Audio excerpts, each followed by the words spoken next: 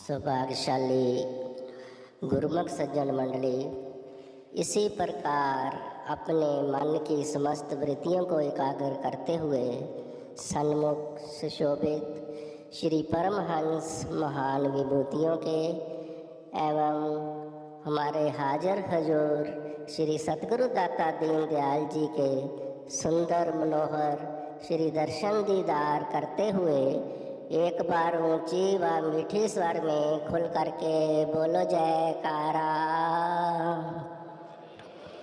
श्री गुरु महाराज की जय। श्री अनंतपुर धाम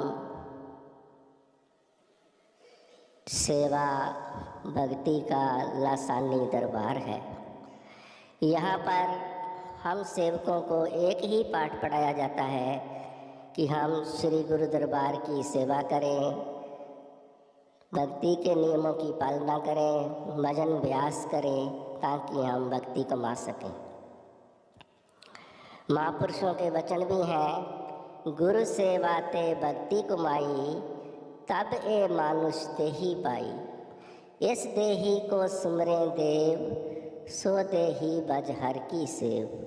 भजो गोविंद भूल मत जाओ, मानुष जन्म का यही लाओ। फरमा रहे हैं अपने वचनों में कि इंसान सेवा करके ही, सतगुरु की सेवा करके ही भक्ति कमा सकता है। तब ये मानुष देही पाई, तब ये मनुष्य देही हमको मिली है कि हम इसको पा करके मालिक की सेवा और ज़्यादा से ज़्यादा करें, क्योंकि सतगुरु की सेवा में इतनी शक्ति है। अगर हम श्रद्धा से लगन से सतगुरु की सेवा करते हैं तो हम भक्ति की कमाई कर सकते हैं। इस देही को सुमरे देव, देवता गण भी इस मानुष देही का सुमरन कर रहे हैं।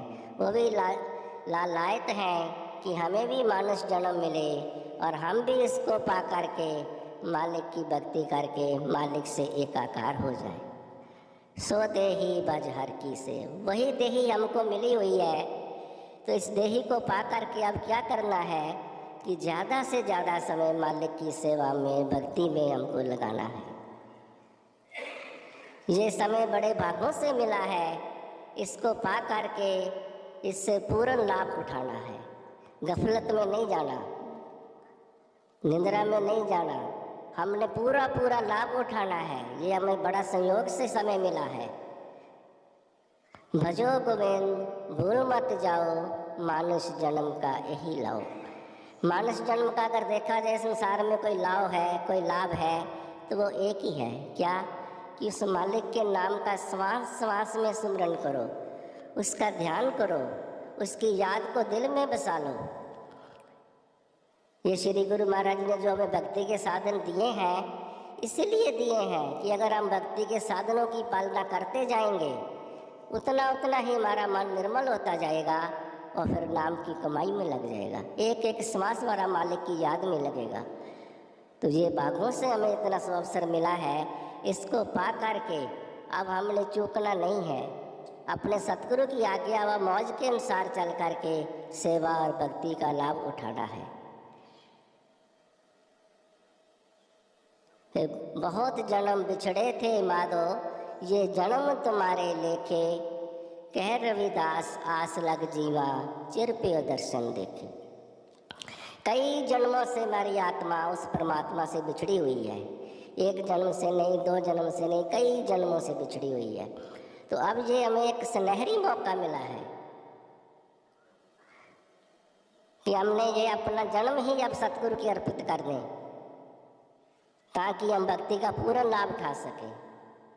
कह रविदास आस लग जीवा, चिर प्यो दर्शन देखे। कब से ये आस लगा रखी थी दिल में कि अपने इष्ट देव सतगुरु के हमें दर्शन मिले।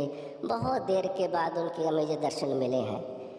तो इन दर्शनों का, भक्ति का अगर हम पूर्ण लाभ उठा लेते हैं तो वास्तव में मनुष्य जन्म में आने का हम सही लाभ उठा लेंगे। मानव जन्म मिला ही इसीलिए है।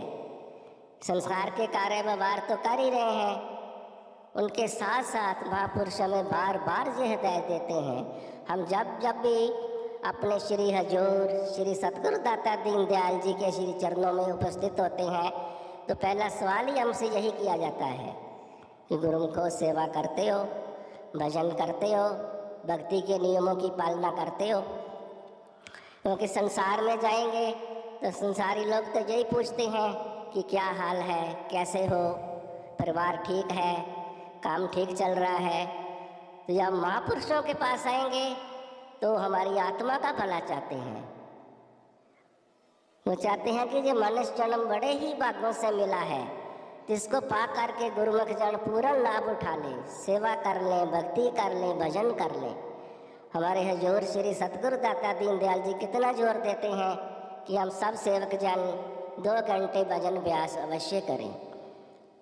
और महापुरुषों की सब वाणियाँ भी हमें यही हिदायत दे रही हैं, श्वास श्वास में नाम जप, वृथा श्वास मत खोए, ना जाने की अंत का यही श्वास ही होए। कि श्वास श्वास में उस मालिक का स्मरण करें, ध्यान करें। कोई भी श्वास हमारा बिना नाम के ना जाए, वृथा ना जाए। कहते हैं ना, एक श्वास की जो कीमत है, एक श्वास अगर हमारा भक्ति में लग जाता है तो 3 लोगों की संपदा का फल हमें मिलता है। और एक श्वास अगर हमारा वृथा जाता है तो जो 3 लोगों की संपदा हमसे मिलनी थी हमको, उससे हम वंचित रह जाते हैं। तो इसलिए गुरुमुखो, ये महापुरुष जानते हैं कि भक्ति करने में हमारा कितना फ़ायदा है, कितना हम लाभ में हैं, और ना करने में कितना हमारा घाटा है, कितने हम घाटे में जा रहे हैं। तो इसलिए हमें सतगुरु की आज्ञा में चलना है। ये मन बेचे सतगुरु के पास, इस सेवक के कार्य रास। अर्थात जिसने अपने मन को सतगुरु की अर्पित कर दिया, अपने मन की ना मान करके सतगुरु की आज्ञा को अपने सिरोधार्य किया और मालिक की बंदगी में लग गया, उसने अपना मानस जन्म से लाभ उठा लिया। तो गुरुमुखो, हमारा ये फर्ज बनता है कि हम श्री सतगुरुदेव महाराज जी की आज्ञा के अनुसार जो दरबार के सुंदर 5 नियम बने हैं, श्री आरती, पूजा, सेवा, सत्संग, सुमरन और ध्यान, श्रद्धा से जो नित्य करे तो निश्चय हो कल्याण। उन्होंने आशीर्वाद भी दे दिया है कि फिर उसका निश्चय ही कल्याण होगा। इसलिए गुरुमुखो, 5 नियमों की पालना करते हुए 2 घंटे भजन अभ्यास अवश्य करना है। इसी में हमारी जीवात्मा का कल्याण है और महापुरुषों की प्रसन्नता है। बोलो जयकारा, बोल मेरे श्री गुरु महाराज।